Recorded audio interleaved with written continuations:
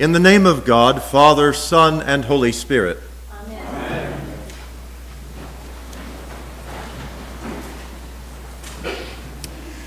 It's always struck me as a bit odd that Jesus would make little more than a cameo appearance in the story devoted to his birth. Have you ever noticed that? It's a little like giving a star actor like Jennifer Lawrence or Daniel Craig top billing for a movie and then only showing their face for about 20 seconds in a 2-hour feature film. Luke, in his narrative, mentions Jesus a total of 3 times, briefly, and never by name. He's always referred to as the child. Most of the story focuses on people we tend to view as the supporting cast. Shepherds, Joseph, Mary. Why do they get so much attention? Well, perhaps it's because the story is primarily about them, and by extension, about us. Now, nobody denies the singular importance of Jesus' birth, but Luke seems more fascinated with how the other people involved chose to respond to this emergence of God into our world. Take, for instance, the shepherds. These were men not highly regarded by their society. They did play an important role, both economically and religiously. Sheep raised in the vicinity of Bethlehem were preferred for ritual sacrifices at the temple in Jerusalem. Bet you didn't know that. And those deemed unworthy for the temple could always be shorn for wool to make clothing or slaughtered and sold as mutton. It's also true that many revered ancestors of their faith were shepherds. Abraham, Jacob, and David, to name just a few. But the thing about shepherds is they tend to wander around out of sheer necessity to find water and good grazing land for their flocks. And this made it hard for them to make solid connections with communities, and so it was easy for people to view them with suspicion and disdain.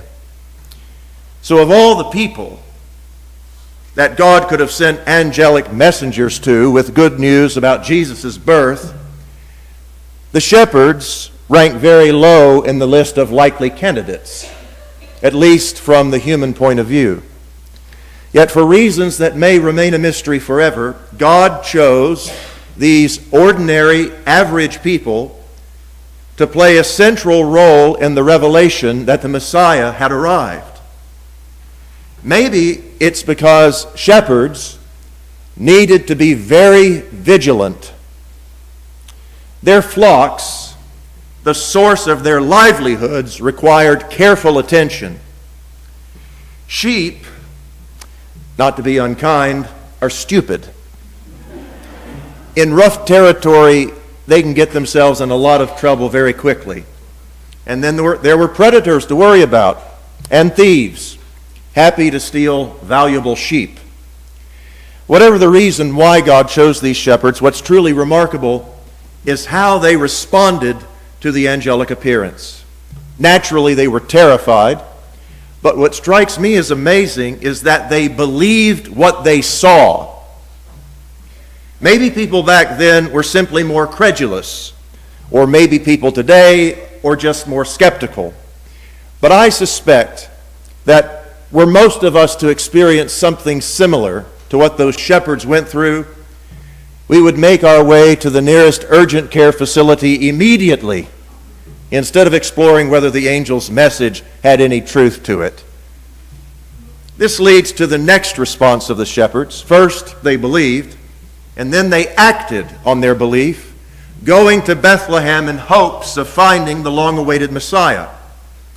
Luke mentions that they went with haste, which suggests that they left their flocks behind in the fields, because it is not possible to move with haste through a crowded city where all the inns are full while you're trying to herd a flock of sheep. You can't do that. So it's quite probable that the shepherds left their sheep behind to fend for themselves against predators and thieves and their own sheepish stupidity. And that's astonishing. What if they'd gotten back to find their flocks decimated or gone? They would have been bankrupt. Their very survival would have been in question. But that didn't appear to bother them at all.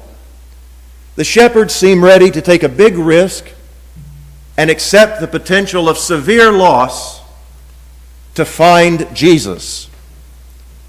Their journey into Bethlehem represents a profound dislocation from their normal lives, motivated by their faith in an angelic message that many people then and now would have disregarded. Mary and Joseph experienced a similar dislocation and cost. They had traveled from their hometown in Nazareth to Bethlehem. And if you put a ruler on a map, it's about 100 miles, but we all know it doesn't work that way. So the journey was a lot longer, and they went on foot or on the back of a donkey. And let's not forget that Mary was 9 months pregnant. Many people here tonight have traveled to be with family this Christmas by road or by plane. Many more have travel plans in the days ahead. These journeys can be arduous, but nothing like what Mary and Joseph went through. And this trip wasn't even their idea. They were following an edict from Emperor Augustus that everyone return to their ancestral home for the purpose of a census. And the Romans took a census for one reason and one reason only: tax assessments. And these taxes that would be assessed and collected would not be to benefit people like Mary and Joseph. These funds would support the occupying Roman forces that all the residents of the region deeply resented.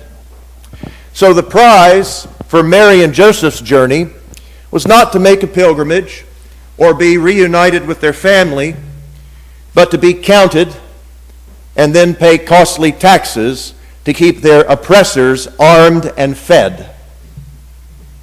Yet the cost and dislocation imposed on them by the emperor pales in comparison to how greatly their lives were shaken by the birth of Jesus.